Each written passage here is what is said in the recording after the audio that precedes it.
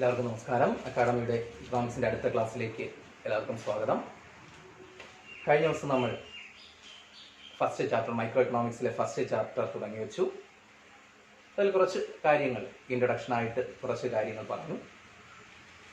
അപ്പോൾ അതിൽ ഒരു ക്വസ്റ്റ്യൻ കൂടി നമ്മൾ നോക്കിയായിരുന്നു. Central problems of an economy എന്ന് പറയുന്ന ഒരു ക്വസ്റ്റ്യൻ. അതായത് അതിൽ നമ്മൾ 3 സാമ്പത്തിക പ്രശ്നങ്ങൾ ഒരു സമ്പദ്വ്യവസ്ഥ ഫേസ് ചെയ്യുന്നുണ്ട് എന്ന് പറഞ്ഞു. What to produce, how to produce, or whom to produce എന്ന് പറയുന്ന ക്വസ്റ്റ്യൻസ്. അതായത് ഒരു സമ്പദ്വ്യവസ്ഥ ഫേസ് ചെയ്യുന്നത്. ഇപ്പോൾ കഴിഞ്ഞ ദിവസത്തെ ക്ലാസ് എല്ലാവർക്കും മനസ്സിലായി കാണുമെന്ന് കരുതുന്നു. അപ്പോൾ നമുക്ക് നോക്കാം, ഇന്നത്തെ ക്ലാസ്സിലേക്ക് പോകാം. അതിൽ വാട്ട് ടു പ്രൊഡ്യൂസ് എന്ന് പറയുന്ന ക്വസ്റ്റ്യൻ അല്ലെങ്കിൽ സാമ്പത്തിക പ്രശ്നം എന്താണെന്ന് നമ്മൾ പഠിച്ചു. രണ്ടാമത്തെ ക്വസ്റ്റ്യൻ, സമ്പദ്വ്യവസ്ഥ ഫേസ് ചെയ്യുന്ന രണ്ടാമത്തെ ക്വസ്റ്റ്യൻ ആണ് how to produce. How to produce, എങ്ങനെ ഉൽപ്പാദിപ്പിക്കണം. അപ്പോൾ എന്തുൽപ്പാദിപ്പിക്കണമെന്ന് കണ്ടെത്തിയാൽ അടുത്ത ക്വസ്റ്റ്യൻ ഇതാണ്, ഹൗ ടു പ്രൊഡ്യൂസ്, എങ്ങനെ ഉൽപ്പാദിപ്പിക്കണം. അപ്പോൾ ഒരു രാജ്യം എന്തുൽപ്പാദിപ്പിക്കണമെന്ന് ആദ്യം കണ്ടെത്തി. അതായത് ഇപ്പോൾ കഴിഞ്ഞ ദിവസം പറഞ്ഞതുപോലെ പോവർട്ടിയുള്ള രാജ്യമാണെങ്കിൽ ഫുഡ് ഐറ്റംസ് ഉൽപ്പാദിപ്പിക്കണമെന്ന് അവർ ചിലപ്പോൾ ഫുഡ് ഐറ്റംസ് ആയിരിക്കും ആദ്യം ഉൽപ്പാദിപ്പിക്കുക. അതുപോലെ അടുത്തത് മറ്റ് ഇക്കോണമീസ് ആണെങ്കിൽ, ഇപ്പോൾ വാർ സിറ്റുവേഷൻ ആണെങ്കിൽ പ്രതിരോധ ആവശ്യങ്ങൾക്ക് വേണ്ടിയുള്ള സാധനങ്ങളായിരിക്കും ആദ്യം ഉൽപ്പാദിപ്പിക്കുക. അതുപോലെ തന്നെ മറ്റ് ആവശ്യങ്ങൾ, ഹെൽത്ത് സെക്ടറിന് വേണ്ടിയുള്ള ആവശ്യങ്ങളാണെങ്കിൽ അതായിരിക്കും ആദ്യം ഉൽപ്പാദിപ്പിക്കുക. അപ്പോൾ എന്തുൽപ്പാദിപ്പിക്കണമെന്ന് കണ്ടെത്തിക്കഴിഞ്ഞാൽ രണ്ടാമത്തെ ക്വസ്റ്റ്യൻ, അവിടെ വരുന്ന രണ്ടാമത്തെ പ്രോബ്ലം അല്ലെങ്കിൽ രണ്ടാമത്തെ ക്വസ്റ്റ്യൻ ആണ് ഹൗ ടു പ്രൊഡ്യൂസ്, എങ്ങനെ ഉൽപ്പാദിപ്പിക്കണം. ഇത് ടെക്നോളജിയുമായി ബന്ധപ്പെട്ടിരിക്കുന്നു, സാങ്കേതിക വിദ്യയുമായി ബന്ധപ്പെട്ട് വരുന്ന ഒരു ക്വസ്റ്റ്യൻ ആണ്. അതായത് the question how to produce is related to technology or techniques of production, അല്ലെങ്കിൽ techniques of productionുമായി ബന്ധപ്പെട്ട് വരുന്നതാണ്, ടെക്നോളജിയുമായി ബന്ധപ്പെട്ട് വരുന്നതാണ്. അല്ലെങ്കിൽ നമുക്ക് ഇങ്ങനെ പറയാം, or method of production, ഉൽപാദന സാങ്കേതിക വിദ്യയുമായി ബന്ധപ്പെട്ട് വരുന്നു. അപ്പോൾ രണ്ടാമത്തെ ക്വസ്റ്റ്യൻ ഹൗ ടു പ്രൊഡ്യൂസ്. അപ്പോൾ the question how to produce is related to technology or method of production, technology അല്ലെങ്കിൽ മെത്തേഡ് ഓഫ് പ്രൊഡക്ഷനുമായി ബന്ധപ്പെട്ട് വരും, ഉൽപാദന രീതിയുമായി ബന്ധപ്പെട്ട് വരുന്ന ക്വസ്റ്റ്യൻ. ഇപ്പോൾ ഫസ്റ്റ് ക്വസ്റ്റ്യൻ നമ്മൾ പറഞ്ഞു, ഫസ്റ്റ് ക്വസ്റ്റ്യൻ റിസോഴ്സ് അലോക്കേഷനുമായി ബന്ധപ്പെട്ട് വരുന്നതാണ്, അതായത് വിഭവങ്ങളുടെ വിനിയോഗവുമായി ബന്ധപ്പെട്ട് വരുന്നതാണ്. ആദ്യത്തെ ക്വസ്റ്റ്യൻ വാട്ട് ടു പ്രൊഡ്യൂസ് എന്ന് പറയുന്ന ക്വസ്റ്റ്യൻ റിസോഴ്സ് അലോക്കേഷനുമായി ബന്ധപ്പെട്ട് വരുന്നു. അവിടെ 1 മാർക്കിന് ചോദിക്കാം, വാട്ട് ടു പ്രൊഡ്യൂസ് എന്ന് പറയുന്നത് റിസോഴ്സ് അലോക്കേഷനുമായി ബന്ധപ്പെട്ട് വരുന്നു. ഹൗ ടു പ്രൊഡ്യൂസ് എന്ന് പറയുന്നത് ടെക്നോളജിയുമായി ബന്ധപ്പെട്ട് അല്ലെങ്കിൽ മെത്തേഡ് ഓഫ് പ്രൊഡക്ഷനുമായി ബന്ധപ്പെട്ട് വരുന്നു, ഉൽപാദന രീതിയുമായി ബന്ധപ്പെട്ട് വരുന്നു, അല്ലെങ്കിൽ സാങ്കേതിക വിദ്യയുമായി ബന്ധപ്പെട്ട് വരുന്നതാണ് സെക്കൻഡ് ക്വസ്റ്റ്യനായ ഹൗ ടു പ്രൊഡ്യൂസ് എന്ന് പറയുന്നത്. അപ്പോൾ നമുക്ക് അവിടെ നോക്കാം. അതായത് 2 ടെക്നോളജീസ് ആണ് പ്രധാനമായിട്ടും ഒരു സമ്പദ് വ്യവസ്ഥയിലുള്ളത്. 2 സാങ്കേതിക വിദ്യകളാണ് ഒരു സമ്പദ് വ്യവസ്ഥയിൽ പ്രധാനമായിട്ടും ഉപയോഗിക്കുന്നത്. ഒന്ന്, capital intensive technology. Capital intensive technology ഒരു മെത്തേഡ് ഓഫ് പ്രൊഡക്ഷൻ ആണ്. ഏതൊരു സാധനവും ഉൽപ്പാദിപ്പിക്കണമെങ്കിൽ ടെക്നോളജി ഉണ്ടാകണം, സാങ്കേതിക വിദ്യ അറിഞ്ഞിരിക്കണം. അപ്പോൾ അതൊരു ടെക്നോളജിയാണ് ക്യാപിറ്റൽ ഇൻറ്റൻസീവ് ടെക്നോളജി. രണ്ടാമത്തെ സാങ്കേതിക വിദ്യ അല്ലെങ്കിൽ രണ്ടാമത്തെ മെത്തേഡ് ഓഫ് പ്രൊഡക്ഷൻ, ഉൽപാദന രീതിയാണ് ലേബർ ഇൻറ്റൻസീവ് ടെക്നോളജി. ഇപ്പോൾ 2 തരം സാങ്കേതിക വിദ്യകൾ, there are 2 types of technology in an economy. They are capital intensive technology and labor intensive technology. അതായത് മൂലധനാധിഷ്ഠിത സാങ്കേതിക വിദ്യ. 2 ലേബർ ഇൻറ്റൻസീവ് ടെക്നോളജി, തൊഴിൽ അധിഷ്ഠിത സാങ്കേതിക വിദ്യ. ലേബർ ഇൻറ്റൻസീവ് ടെക്നോളജിയും ക്യാപിറ്റൽ ഇൻറ്റൻസീവ് ടെക്നോളജി. അപ്പോൾ ഇതിൽ ഏത് ടെക്നോളജിയാണ് ചൂസ് ചെയ്യേണ്ടതെന്ന് ഒരു സമ്പദ് വ്യവസ്ഥ തീരുമാനിക്കേണ്ടതുണ്ട്. അതായത് ക്യാപിറ്റൽ ഇൻറ്റൻസീവ് ടെക്നോളജി ഉപയോഗിക്കണമോ അതോ ലേബർ ഇൻറ്റൻസീവ് ടെക്നോളജിയാണോ ഉപയോഗിക്കേണ്ടതെന്ന് ഒരു സമ്പദ് വ്യവസ്ഥ അല്ലെങ്കിൽ ഒരു ഇക്കോണമി തീരുമാനിക്കണം. ഇതിൽ ഏതെങ്കിലും ഒരു ടെക്നോളജി ആയിരിക്കും ഒരു ഇക്കോണമിയിൽ കൂടുതലായിട്ടും യൂസ് ചെയ്യുക. അപ്പോൾ ക്യാപിറ്റൽ ഇൻറ്റൻസീവ് ടെക്നോളജി എന്ന് പറഞ്ഞാൽ, capital intensive technology is A technology in which more capital and less labour are used. അവിടെ കൂടുതലായിട്ടും ക്യാപിറ്റൽ മീൻസ് ആ മൂലധനം അല്ലെങ്കിൽ യന്ത്രങ്ങളാണ്, മെഷീൻസ് ആണ് കൂടുതലായിട്ട് ഉപയോഗിക്കുന്നത്. ആൻഡ് ലെസ് ലേബറുടെ എണ്ണം കുറവായിരിക്കും, തൊഴിലാളികളുടെ എണ്ണം കുറവായിരിക്കും. അതായത് കൂടുതൽ യന്ത്രങ്ങളും കുറച്ച് തൊഴിലാളികളെ ഉപയോഗിക്കുന്ന ഒരു സാങ്കേതിക വിദ്യയാണ് ക്യാപിറ്റൽ ഇൻറ്റൻസീവ് ടെക്നോളജി. എന്നാൽ നേരെ മറിച്ച് ലേബർ ഇന്റൻസീവ് ടെക്നോളജി എന്ന് പറഞ്ഞാൽ it is A technology in which more labour and less capital are used. അവിടെ കൂടുതലായിട്ട് ലേബേഴ്സിനെ ഉപയോഗിക്കുന്നു, യന്ത്രങ്ങളുടെ അളവ് കുറവായിരിക്കും. ക്യാപിറ്റൽ മീൻസ് മെഷീൻസ്, ആ മൂലധനത്തിന്റെ അളവ് കുറവായിരിക്കും. അപ്പോൾ ഇതിൽ ഏത് ടെക്നോളജി ചൂസ് ചെയ്യണമെന്ന് ഒരു സമ്പദ് വ്യവസ്ഥ, ഒരു രാജ്യം തീരുമാനിക്കണം. അപ്പോൾ ഫോർ എക്സാമ്പിൾ ഇപ്പോൾ ജപ്പാനെ പോലുള്ള ഒരു ഇക്കോണമി ഹൈലി അഡ്വാൻസ്ഡ് ആയിട്ടുള്ള ഒരു ഇക്കോണമിയാണ്. അവിടെ പിന്നെ ടെക്നോളജിയുടെ കാര്യത്തിലൊക്കെ വളരെ മുന്നിൽ നിൽക്കുന്ന ഒരു സമ്പദ് വ്യവസ്ഥയാണ്. മാത്രമല്ല പിന്നെ ജനസംഖ്യ കുറഞ്ഞ ഒരു രാജ്യം കൂടിയാണ്. അവർ കൂടുതലും ചൂസ് ചെയ്യുക ക്യാപിറ്റൽ ഇന്റൻസീവ് ടെക്നോളജി ആയിരിക്കും, അതായത് മൂലധനാധിഷ്ഠിത സാങ്കേതിക വിദ്യയായിരിക്കും. അതുപോലെ മറ്റ് അഡ്വാൻസ്ഡ് ആയിട്ടുള്ള പല ഇക്കോണമീസും ഉപയോഗിക്കുക ക്യാപിറ്റൽ ഇന്റൻസീവ് ടെക്നോളജി. എന്നാൽ ഇന്ത്യ പോലുള്ള സമ്പദ് വ്യവസ്ഥയെ നോക്കിയാൽ നമുക്ക് മനസ്സിലാവും, നമ്മുടെ ഏറ്റവും വലിയ പ്രശ്നം തന്നെ അൺഎംപ്ലോയ്മെന്റ് ആണ്, തൊഴിലില്ലായ്മയാണ്. അതുകൊണ്ട് നമുക്ക് കൂടുതലായിട്ട് ക്യാപിറ്റലിനെ അല്ലെങ്കിൽ മെഷീൻസിനെ ഡിപ്പെൻഡ് ചെയ്യാൻ പറ്റില്ല. അതുകൊണ്ട് നമ്മൾ ചൂസ് ചെയ്യുക ലേബർ ഇന്റൻസീവ് ടെക്നോളജി ആയിരിക്കും. ലേബർ ഇന്റൻസീവ് ടെക്നോളജി ആയിരിക്കും, തൊഴിൽ അധിഷ്ഠിത സാങ്കേതിക വിദ്യ ആയിരിക്കും നമ്മൾ കൂടുതലായും ചൂസ് ചെയ്യുക. അപ്പോൾ രണ്ട് തരം technology, capital intensive technology, labour intensive technology. അപ്പോൾ ഞാൻ പറഞ്ഞു യൂറോപ്യൻ കൺട്രീസ് കൂടുതലും, അല്ലെങ്കിൽ അതൊക്കെ ഹൈലി അഡ്വാൻസ്ഡ് ആയിട്ടുള്ള ഡെവലപ്ഡ് ആയിട്ടുള്ള കൺട്രീസ് ആണ്, അവർ കൂടുതലും ക്യാപിറ്റൽ ഇന്റൻസീവ് ടെക്നോളജി ആയിരിക്കും. ഇന്ത്യ പോലുള്ള രാജ്യങ്ങൾ കൂടുതലും ചൂസ് ചെയ്യുക ലേബർ ഇന്റൻസീവ് ടെക്നോളജി. അപ്പോൾ ഇന്ത്യയിൽ ലേബർ ഇന്റൻസീവ് ടെക്നോളജി ഉപയോഗിക്കുന്നതെന്ന് കരുതി എല്ലാ മേഖലയിലും ലേബർ ഇന്റൻസീവ് ആണെന്ന് കരുതരുത്. ലേബർ ഇന്റൻസീവ് ഇപ്പോൾ അഡ്വാൻസ്ഡ് ആയിട്ട് ഇപ്പോൾ ഈ ഓട്ടോമൊബൈൽ ഇൻഡസ്ട്രിയിൽ, വാഹന നിർമ്മാണ മേഖലയിലൊക്കെ കൂടുതലും ക്യാപിറ്റൽ ഇന്റൻസീവ് ഉപയോഗിക്കുന്നുണ്ടെങ്കിലും പൊതുവെ എന്താണത് ലേബർ ഇന്റൻസീവ് ടെക്നോളജിയാണ്. ഇപ്പോൾ ഒരു കാഷ്യൂ ഫാക്ടറി എടുത്താൽ അവിടെ കൂടുതൽ ഉപയോഗിക്കുക ലേബർ ഇന്റൻസീവ് ടെക്നോളജിയാണ്. കാരണം ഗ്രാമപ്രദേശങ്ങളെ ഡിപ്പെൻഡ് ചെയ്താണ് കാഷ്യൂ ഇൻഡസ്ട്രീസ് ഉള്ളത്. അതുപോലെ ചെറുകിട വ്യവസായങ്ങൾ, സ്മോൾ സ്കെയിൽ ഇൻഡസ്ട്രീസ് എല്ലാം ഉള്ളത്, അവിടെ കൂടുതൽ ഉപയോഗിക്കുക ലേബർ ഇന്റൻസീവ് ടെക്നോളജി ആയിരിക്കും.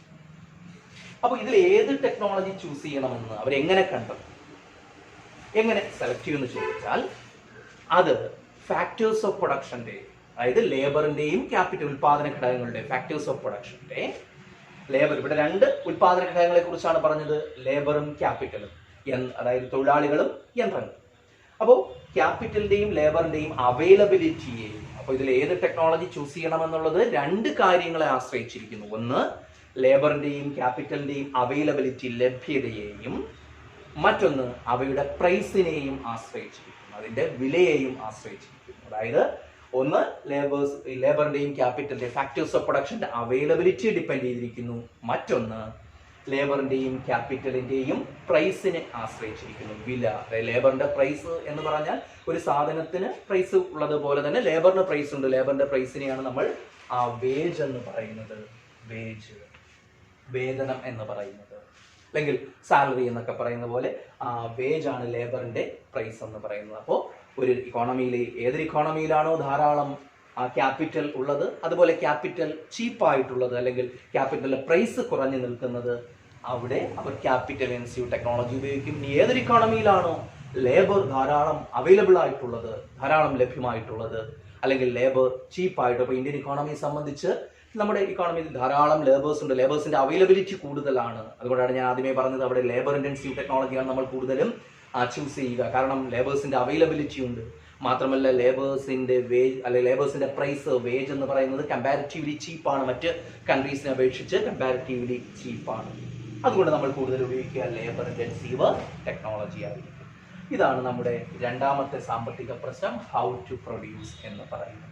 It is related to technology or techniques of production or method of production. There are two types of technology, labor intensive technology and the capital intensive technology.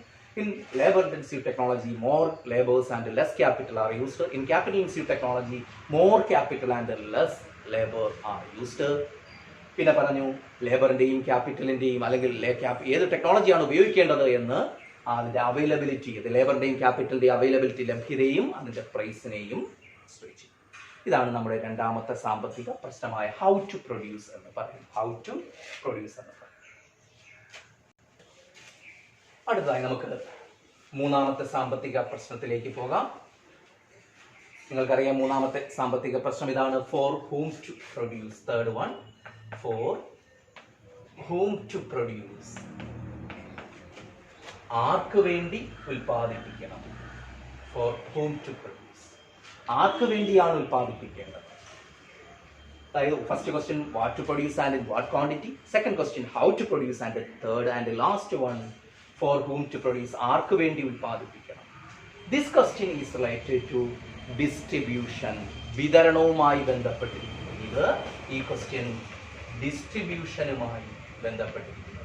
How to produce എന്ന് പറഞ്ഞ് നമ്മൾ പറഞ്ഞു ടെക്നോളജിയുമായി ബന്ധപ്പെട്ടിരിക്കുന്നു. ഇവിടെ four whom to produce എന്ന് പറയുന്നത് distribution, വിതരണവുമായി ബന്ധപ്പെട്ടിരിക്കുന്നു. എന്തിന്റെ വിതരണം എന്ന് ചോദിച്ചാൽ distribution of output or income. Output അല്ലെങ്കിൽ ഇൻകം, അതായത് വരുമാനത്തിന്റെ അല്ലെങ്കിൽ ഔട്ട്പുട്ടിന്റെ വിതരണവുമായി, അതായത് ഉൽപ്പാദിപ്പിച്ച സാധനങ്ങളുടെ വിതരണവുമായി ബന്ധപ്പെട്ടിരിക്കുന്നു. ഔട്ട്പുട്ടിന്റെ മണി വാല്യൂ ആണ് ഇൻകം എന്ന് പറയുന്നത്. നമ്മുടെ രാജ്യത്ത് ഉൽപ്പാദിപ്പിക്കുന്ന സാധന സേവനങ്ങളെയാണ് നമ്മൾ ഔട്ട്പുട്ട് എന്ന് പറയുന്നത്. അതിന്റെ മണി വാല്യൂ എടുത്താൽ അതിനെ ഇൻകം എന്ന് അറിയപ്പെടും. അപ്പൊ അതിന്റെ വിതരണവുമായി ബന്ധപ്പെട്ടതാണ് ഏത് ഫോർ ഹൂം ടു പ്രൊഡ്യൂസ് എന്ന് പറയുന്ന ക്വസ്റ്റ്യൻ. അതായത് ഇതൊരു ഡിസ്ട്രിബ്യൂഷൻ പ്രോബ്ലമാണ്. Distribution of output or income എന്ന് ഇതിനെ അറിയപ്പെടും. അപ്പൊ അത് നമ്മൾ എന്തുൽപ്പാദിപ്പിക്കണമെന്ന് തീരുമാനിച്ചു, എങ്ങനെ ഉൽപ്പാദിപ്പിക്കണമെന്ന് തീരുമാനിച്ചു. ഇനി അടുത്ത തീരുമാനിക്കേണ്ടതാണ് ആർക്ക് വേണ്ടിയാണ് ഉൽപ്പാദിപ്പിക്കേണ്ടത്. ആർക്ക് വേണ്ടിയാ, അതായത് അർഹതപ്പെട്ടവരുടെ കൈകളിൽ നമ്മൾ ഉൽപ്പാദിപ്പിച്ച സാധനങ്ങൾ എത്തിപ്പെടുന്നുണ്ടോ എന്ന് നമ്മൾ അറിയണം.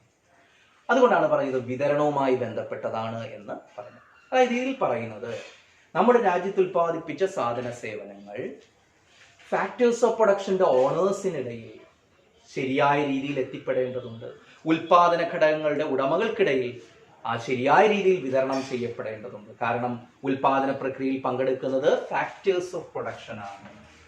ഫാക്ടേഴ്സ് ഓഫ് പ്രൊഡക്ഷൻ നിങ്ങൾക്ക് പലർക്കും അറിയാമായിരിക്കും. ഉൽപാദന ഘടകങ്ങൾ പ്രധാനമായും 4 എണ്ണമാണ് ഉൽപാദന ഘടകങ്ങൾ. ഇവയില്ലാതെ നമുക്ക് ഒരു സാധനം പോലും അല്ലെങ്കിൽ ഒരു സേവനം പോലും ഉൽപ്പാദിപ്പിക്കാൻ കഴിയുകയില്ല. അപ്പോൾ ഒന്ന് land, second one labour, third one capital and last one organiser. അപ്പോൾ ഇതാണ് 4 factors of production: land, labour, capital and organiser. ഭൂമി, തൊഴിൽ, മൂലധനം, സംഘാടനം. ഇവയാണ് പ്രധാനമായും 4 ഉൽപാദന ഘടകങ്ങൾ എന്ന് പറയുന്നത്. ഇവയില്ലാതെ നമുക്ക് ഒരു സാധനം പോലും, ഒരു കാർഷിക ഉൽപ്പന്നമാണെങ്കിലും ഒരു വ്യാവസായിക ഉൽപ്പന്നമാണെങ്കിലും അല്ലെങ്കിൽ സേവന മേഖലയുമായി ബന്ധപ്പെട്ട ഒരു കാര്യമാണെങ്കിലും ഇവയില്ലാതെ ഉൽപ്പാദിപ്പിക്കാൻ പറ്റില്ല. അവിടേക്ക് ലാൻഡ് വേണം. നിങ്ങളൊന്ന് ചിന്തിച്ചു നോക്കിയാൽ അറിയാൻ പറ്റും. ഏതൊരു ഉൽപ്പാദനത്തിനും എന്ത് വേണം? ലാൻഡ് ഏരിയ വേണം. ലേബർ, തൊഴിലാളികൾ വേണം. ക്യാപിറ്റൽ, മൂലധനം വേണം. ഇൻവെസ്റ്റ് ചെയ്യാനുള്ള പണം വേണം, അല്ലെങ്കിൽ മെഷീൻസും മറ്റുമൊക്കെ വേണം. അതുപോലെ ഓർഗനൈസർ, ഇതെല്ലാം സംഘടിപ്പിച്ചു കൊണ്ടുപോകാൻ ഒരു സംഘാടകൻ ഉണ്ടാകണം. ഓർഗനൈസർ ഓർ ഓർഗനൈസേഷൻ ഉണ്ടാകണം. ഇവ 4 കൂടി ചേരുന്നതിനെയാണ് ഫാക്ടേഴ്സ് ഓഫ് പ്രൊഡക്ഷൻ എന്ന് പറയുന്നത്. ഇവയുടെ ഓണേഴ്സിനിടയിലാണ് നമ്മുടെ രാജ്യത്ത് ഉൽപ്പാദിപ്പിക്കപ്പെടുന്ന സാധന സേവനങ്ങൾ വിതരണം ചെയ്യപ്പെടുന്നത്.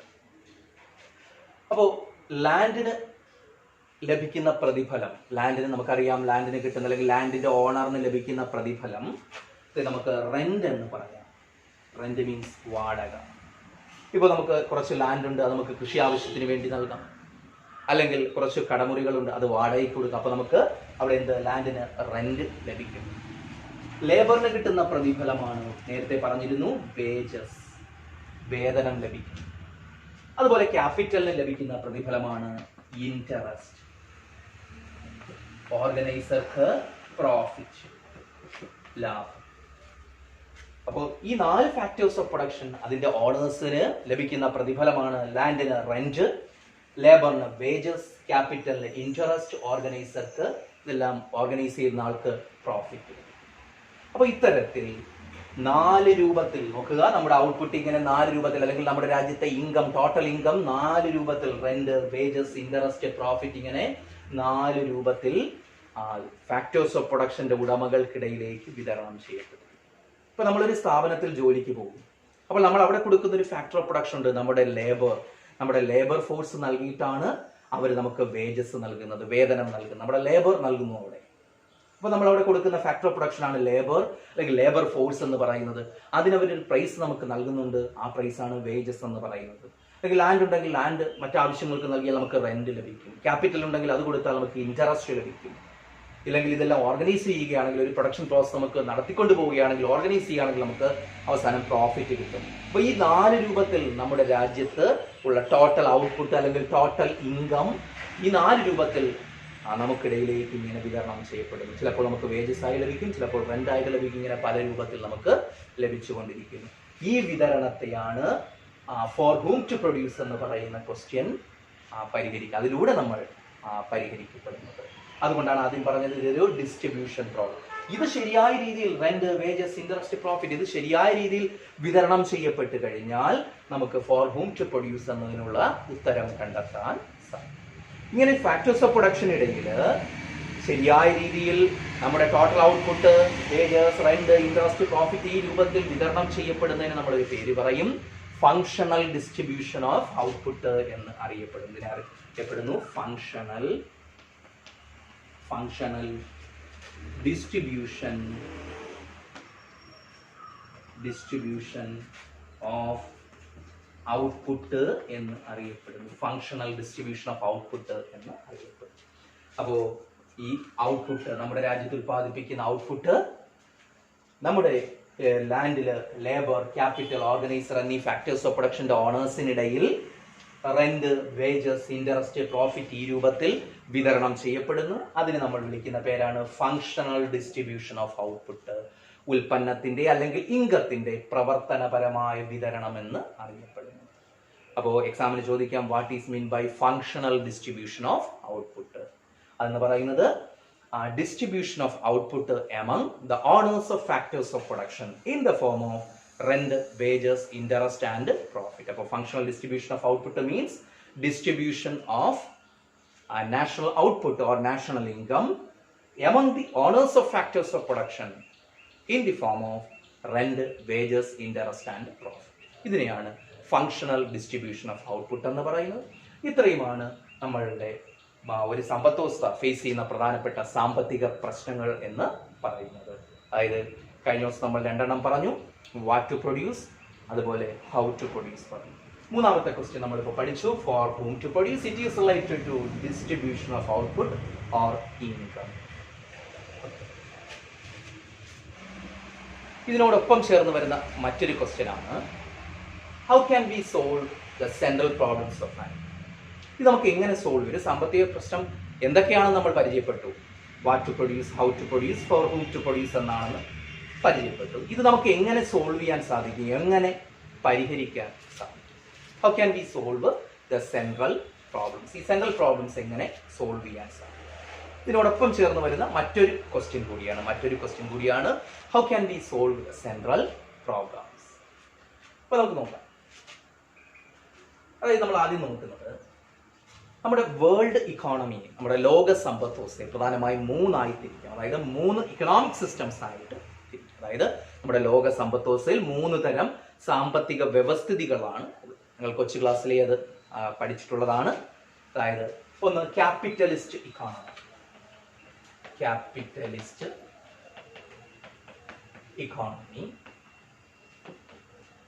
2 സോഷ്യലിസ്റ്റ് ഇക്കോണമി, 3 മിക്സഡ് ഇക്കോണമി. ഇപ്പോൾ നിങ്ങൾക്ക് മനസ്സിലായി കാണും, ഇത് നിങ്ങൾ പഠിച്ചിട്ടുള്ളതാണ്. Capitalist economy, socialist economy, mixed economy, അല്ലെങ്കിൽ capitalism, socialism and mixed economy. അതായത് മുതലാളിത്ത സമ്പദ് വ്യവസ്ഥ, സോഷ്യലിസം എന്ന് പറയുന്ന ആസൂത്രിത സമ്പദ് വ്യവസ്ഥ, 3 മിശ്ര സമ്പദ് വ്യവസ്ഥ. ഇങ്ങനെ 3 സമ്പദ് വ്യവസ്ഥകളാണ് നമ്മുടെ ലോക സമ്പദ് വ്യവസ്ഥയിൽ ഉള്ളത്. ഓരോ രാജ്യങ്ങളും, ഇപ്പോൾ അമേരിക്കൻ ഇക്കോണമി എടുത്തു കഴിഞ്ഞാൽ അവിടെ ക്യാപിറ്റലിസമാണ്, മുതലാളിത്ത സമ്പദ് വ്യവസ്ഥയാണ്. ചൈനീസ് ഇക്കോണമി അല്ലെങ്കിൽ ക്യൂബ എന്ന് പറയുന്ന രാജ്യത്തെ സമ്പദ് വ്യവസ്ഥ എടുത്താൽ അവിടെ സോഷ്യലിസമാണ് നിലനിൽക്കുന്നത്. എന്നാൽ നമ്മുടെ ഇന്ത്യയെ പോലെയുള്ള സമ്പദ് വ്യവസ്ഥകളിലുള്ളത് മിക്സഡ് ഇക്കോണമിയാണ്. അപ്പോൾ ഇത്തരത്തിൽ വേൾഡ് ഇക്കോണമിയെ നമുക്കിങ്ങനെ 3 വിഭജിക്കാൻ സാധിക്കും. അപ്പോൾ ഈ 3 സമ്പദ് വ്യവസ്ഥകളിലും നമ്മൾ ആദ്യം പറഞ്ഞ സാമ്പത്തിക പ്രശ്നങ്ങൾ നിലനിൽക്കുന്നുണ്ട്. What to produce, how to produce, for whom to produce എന്ന് പറയുന്ന ബേസിക് ഇക്കണോമിക് പ്രോബ്ലംസ് നിലനിൽക്കുന്നുണ്ട്. പക്ഷേ ഇവർ ഇത് പരിഹരിക്കുന്ന ഈ 3 ഇക്കോണമീസും ഇത് സോൾവ് ചെയ്യുന്നത് വ്യത്യസ്ത രീതിയിലാണ്. അത് എങ്ങനെയാണെന്ന് നോക്കാം. അപ്പോൾ ഇത് ആദ്യം അതിനു മുമ്പ് നമുക്കൊരു കാര്യം നോക്കാം. എന്താണ് ക്യാപിറ്റലിസം? അതായത് ക്യാപിറ്റലിസത്തെ കുറിച്ച് അല്ലെങ്കിൽ ക്യാപിറ്റലിസ്റ്റ് ഇക്കോണമി എന്ന് പറയുന്നത് it is an economy, capitalism is an economy in which factors of production are owned and operated by private individuals or firms. അവിടെ ഫാക്ടേഴ്സ് ഓഫ് പ്രൊഡക്ഷൻ്റെ ഉടമകൾ അല്ലെങ്കിൽ അതിൻ്റെ പ്രവർത്തനം എന്ന് പറയുന്നത് സ്വകാര്യ വ്യക്തികളിലായിരിക്കും അല്ലെങ്കിൽ ആ സ്വകാര്യ സ്ഥാപനങ്ങളിലായിരിക്കും. അമേരിക്കൻ ഇക്കോണമിയെ സംബന്ധിച്ച് അല്ലെങ്കിൽ നോർത്ത് അമേരിക്ക അല്ലെങ്കിൽ യൂറോപ്പിലെ ഒട്ടുമിക്ക സമ്പദ് വ്യവസ്ഥകൾ എടുത്തു നോക്കിയാലും അവിടെ ഉൽപാദന പ്രക്രിയ നിയന്ത്രിക്കുന്നത് സ്വകാര്യ വ്യക്തികൾ അല്ലെങ്കിൽ സ്വകാര്യ സ്ഥാപനം. ഗവൺമെന്റിന് വലിയ റോളൊന്നും അവിടെ ഉണ്ടാവുകയില്ല, സ്വകാര്യ സ്ഥാപനങ്ങളായിരിക്കും നിയന്ത്രിക്കുക. ഇതാണ് ക്യാപിറ്റലിസ്റ്റ് ഇക്കോണമി. സോഷ്യലിസം നേരെ ഓപ്പോസിറ്റ് ആണ്. Socialism is an economic system in which factors of production are owned and operated by government or a planning authority. ഒന്നുകിൽ ഗവൺമെന്റ് ആയിരിക്കും അല്ലെങ്കിൽ ഒരു പ്ലാനിംഗ് അതോറിറ്റി. നമ്മൾ പ്ലസ് വണ്ണിൽ പഠിച്ച പ്ലാനിംഗ് കമ്മീഷൻ അതുപോലെയുള്ള ഒരു ഏജൻസി അല്ലെങ്കിൽ ഗവൺമെന്റ് തന്നെയായിരിക്കും നേരിട്ട് ഉൽപാദന പ്രക്രിയ നിയന്ത്രിക്കുന്ന അല്ലെങ്കിൽ ഉൽപാദന ഘടകങ്ങൾ കൈവശം വയ്ക്കുകയും പ്രവർത്തിപ്പിക്കുകയും ചെയ്യുന്നത്. അത്തരം സമ്പദ് വ്യവസ്ഥകളെ നമ്മൾ സോഷ്യലിസ്റ്റ് ഇക്കോണമീസ് എന്ന് പറയുന്നു. Last one mixed economy, Mishra സമ്പദ് വ്യവസ്ഥ. അവിടെ പ്രൈവറ്റ് സെക്ടറും പബ്ലിക് സെക്ടറും ഗവൺമെന്റും ഒരുപോലെ പ്രവർത്തിക്കുന്ന സമ്പദ് വ്യവസ്ഥയാണ് മിക്സഡ് ഇക്കോണമി എന്ന് പറയുന്നത്. അതിന് ഏറ്റവും നല്ല എക്സാമ്പിൾ നമ്മുടെ ഇന്ത്യൻ ഇക്കോണമി തന്നെയാണ്. അവിടെ പ്രൈവറ്റ് സെക്ടറും ഓപ്പറേറ്റ് ചെയ്യുന്നുണ്ട്, അതുപോലെ തന്നെ പബ്ലിക് സെക്ടർ. നമുക്കറിയാം പ്രൈവറ്റ് സ്കൂൾസ്, ഗവൺമെന്റ് സ്കൂളുണ്ട്, പ്രൈവറ്റ് ഹോസ്പിറ്റൽസ്, അതുപോലെ ഗവൺമെന്റ് ഹോസ്പിറ്റൽസ്, അതുപോലെ ട്രാൻസ്പോർട്ടേഷൻ സിസ്റ്റത്തിൽ ബസ് സർവീസ്, ഗവൺമെന്റിന്റെ ബസ് സർവീസ് ഉണ്ട്, അതുപോലെ പ്രൈവറ്റ് ഇൻഡിവിജ്വൽസിന്റെ പ്രൈവറ്റ് ഫേംസിന്റെ ബസ് സർവീസ് ഉണ്ട്. അപ്പോൾ ഇത്തരത്തിൽ ഈ രണ്ട് സെക്ടറും ഒരുപോലെ പ്രവർത്തിക്കുകയാണെങ്കിൽ പ്രൈവറ്റ് സെക്ടറും അതുപോലെ പബ്ലിക് സെക്ടറും ഒരുപോലെ പ്രവർത്തിക്കുന്ന സമ്പദ് വ്യവസ്ഥകളാണ് മിക്സഡ് ഇക്കോണമി എന്ന് പറയുന്നത്. ഈ മൂന്ന് ഇക്കണോമിക് സിസ്റ്റത്തിലും സാമ്പത്തിക പ്രശ്നങ്ങൾ, നമ്മൾ ആദ്യം പറഞ്ഞ ബേസിക് ഇക്കണോമിക് പ്രോബ്ലംസ് ഉണ്ട്. അത് ഓരോ ഇക്കോണമീസും വ്യത്യസ്ത രീതിയിലാണ് അവ ഓരോന്നും സോൾവ് ചെയ്യുന്നത്. ഇപ്പോൾ ക്യാപിറ്റലിസ്റ്റ് ഇക്കോണമിയിലാണെങ്കിൽ ഈ പ്രശ്നങ്ങൾ സോൾവ് ചെയ്യുന്നത് പ്രൈസ് മെക്കാനിസത്തിലൂടെയാണ്. Price mechanism or market mechanism. Price മെക്കാനിസത്തിലൂടെ അല്ലെങ്കിൽ മാർക്കറ്റ് മെക്കാനിസം. അതായത് പ്രൈസ് മെക്കാനിസം നമ്മൾ വില സംവിധാനം അല്ലെങ്കിൽ കമ്പോള സംവിധാനം എന്ന് അറിയപ്പെടുന്നു. അപ്പോൾ ഈ ക്യാപിറ്റലിസ്റ്റ് ഇക്കോണമി ആണെങ്കിൽ അവിടെ സാമ്പത്തിക പ്രശ്നങ്ങൾ അല്ലെങ്കിൽ നമ്മൾ നേരത്തെ പറഞ്ഞ അടിസ്ഥാന സാമ്പത്തിക പ്രശ്നങ്ങൾ പരിഹരിക്കപ്പെടുന്നത് പ്രൈസ് മെക്കാനിസത്തിലൂടെ അല്ലെങ്കിൽ മാർക്കറ്റ് മെക്കാനിസത്തിലൂടെയാണ്. പ്രൈസ് മെക്കാനിസത്തിലൂടെ അല്ലെങ്കിൽ മാർക്കറ്റ് മെക്കാനിസത്തിലൂടെ. എന്നാൽ സോഷ്യലിസ്റ്റ് ഇക്കോണമിയിലാണെങ്കിൽ ഇത് പരിഹരിക്കുന്നത് ഗവൺമെന്റ് നേരിട്ട് തന്നെയാണ് ഈ സാമ്പത്തിക പ്രശ്നങ്ങൾ പരിഹരിക്കുന്നത്, അല്ലെങ്കിൽ ഒരു പ്ലാനിംഗ് അതോറിറ്റി ഉണ്ടാകും, അവർ തന്നെയാണ് പരിഹരിക്കുന്നത്. എന്നാൽ മിക്സഡ് ഇക്കോണമിയിൽ പ്രൈസ് മെക്കാനിസവും ഗവൺമെന്റും ഒരുപോലെ പ്രവർത്തിച്ചുകൊണ്ടാണ് ഈ സാമ്പത്തിക പ്രശ്നങ്ങൾ പരിഹരിക്കുന്നത്. അപ്പോൾ ഒന്നുകൂടി പറയാം, മൂന്ന് തരം സമ്പദ് വ്യവസ്ഥകൾ: ക്യാപിറ്റലിസം, സോഷ്യലിസം, മിക്സഡ് ഇക്കോണമി. ക്യാപിറ്റലിസത്തിൽ ഈ സെൻട്രൽ ഇക്കണോമിക് പ്രോബ്ലംസ് പരിഹരിക്കപ്പെടുന്ന പ്രൈസ് മെക്കാനിസത്തിലൂടെ അല്ലെങ്കിൽ മാർക്കറ്റ് മെക്കാനിസത്തിലൂടെ, വില സംവിധാനത്തിലൂടെ അല്ലെങ്കിൽ കമ്പോള സംവിധാനത്തിലൂടെയാണ്. സോഷ്യലിസത്തിൽ ഗവൺമെന്റ് അല്ലെങ്കിൽ പ്ലാനിംഗ് അതോറിറ്റി, ഒരു പ്ലാനിംഗ് കമ്മീഷൻ ഉണ്ടാകും, അവരാണ് ഇത് നേരിട്ട് പരിഹരിക്കുന്നത് സോഷ്യലിസത്തിൽ. എന്നാൽ ഇന്ത്യ പോലുള്ള മിക്സഡ് ഇക്കോണമിയിൽ ഇത് രണ്ടും, അതായത് അവിടെ പ്രൈവറ്റ് സെക്ടറും പബ്ലിക് സെക്ടറും ഉണ്ടെന്ന് പറഞ്ഞു, അതുകൊണ്ട് തന്നെ അവിടെ പ്രൈസ് മെക്കാനിസത്തിലൂടെയും അതുപോലെ പ്ലാനിംഗ് അതോറിറ്റിയും ഒരുപോലെ പ്രവർത്തിച്ചുകൊണ്ടാണ് ഈ സാമ്പത്തിക പ്രശ്നങ്ങൾക്ക് പരിഹാരം കാണുന്നത് എന്ന് പറഞ്ഞു. ഇനി പ്രൈസ് മെക്കാനിസത്തിൽ ഒരു കാര്യം കൂടി പ്രത്യേകം ഓർക്കുക. പ്രൈസ് മെക്കാനിസത്തിൽ പ്രവർത്തിക്കുന്ന രണ്ട് ഫോഴ്സസ് ഉണ്ട്, രണ്ട് ശക്തികളുണ്ട്. അവ ഇതാണ്: ഡിമാൻഡും സപ്ലൈയും. ചോദനവും പ്രധാനവും എന്ന് പറയുന്നത് പ്രൈസ് മെക്കാനിസത്തിലെ രണ്ട് ഫോഴ്സസ് ആണ്, രണ്ട് ശക്തികളാണ്. ഇവരാണ് മാർക്കറ്റ് മെക്കാനിസത്തെ അല്ലെങ്കിൽ പ്രൈസ് മെക്കാനിസത്തെ മുന്നോട്ട് കൊണ്ടുപോകുന്നത്. അവയാണ് ഡിമാൻഡും സപ്ലൈയും. ഡീറ്റെയിൽ ആയിട്ട് അടുത്ത ചാപ്റ്ററിൽ നമുക്ക് ഡിമാൻഡിനെയും സപ്ലൈയെ കുറിച്ച് പഠിക്കാനുണ്ട്. ഡിമാൻഡ് മീൻസ് ചോദനം, സപ്ലൈ എന്ന് പറഞ്ഞാൽ പ്രധാനം. ഇത് രണ്ട് ഫോഴ്സസ് ആണ്. ഇവയെ ഇൻവിസിബിൾ ഹാൻഡ് എന്നറിയപ്പെടുന്നു, അദൃശ്യ കരം എന്ന് അറിയപ്പെടുന്നു. കാരണം ഇവർ ഓട്ടോമാറ്റിക് ആയിട്ടാണ് ഇക്കോണമിയിൽ പ്രവർത്തിക്കുന്നത്. ഇവയെ അദൃശ്യകരമെന്ന് ഡിമാൻഡിനെയും സപ്ലൈയും അറിയപ്പെടുന്നു. ഇത് മാർക്കറ്റ് മെക്കാനിസത്തിലെ, പ്രത്യേകം ഓർക്കുക, പ്രൈസ് മെക്കാനിസത്തിലെ അല്ലെങ്കിൽ മാർക്കറ്റ് മെക്കാനിസത്തിലെ രണ്ട് ശക്തികളാണ്. ഇവയെ അറിയപ്പെടുന്നത് ഇൻവിസിബിൾ ഹാൻഡ്. ഇത്രയുമാണ് നമ്മുടെ സെൻട്രൽ ഇക്കണോമിക് പ്രോബ്ലത്തെ കുറിച്ച് പറയാനുള്ളത്. അതുപോലെ അത് എങ്ങനെ, how can be solve central problems എന്ന ക്വസ്റ്റ്യൻ ആണ് നമ്മൾ അടുത്ത് നോക്കിയത്. ഇത്രയുമാണ് ഇതിനെക്കുറിച്ച്, ഒരു സമ്പദ് വ്യവസ്ഥ ഫേസ് ചെയ്യുന്ന പ്രധാന സാമ്പത്തിക പ്രശ്നങ്ങളെ കുറിച്ച് പറയാനുള്ളത്. ഇത്രയും നന്നായിട്ട് മനസ്സിലായെന്ന് വിചാരിക്കുന്നു. അപ്പോൾ ഡൗട്ട് ഉള്ളത് അറിയിക്കുക. അടുത്ത ക്ലാസ്സിൽ നമുക്ക് ക്ലിയർ ചെയ്യാം. ഇതോടുകൂടി ഇന്നത്തെ ക്ലാസ് വൈൻഡ് അപ്പ് ചെയ്യാം.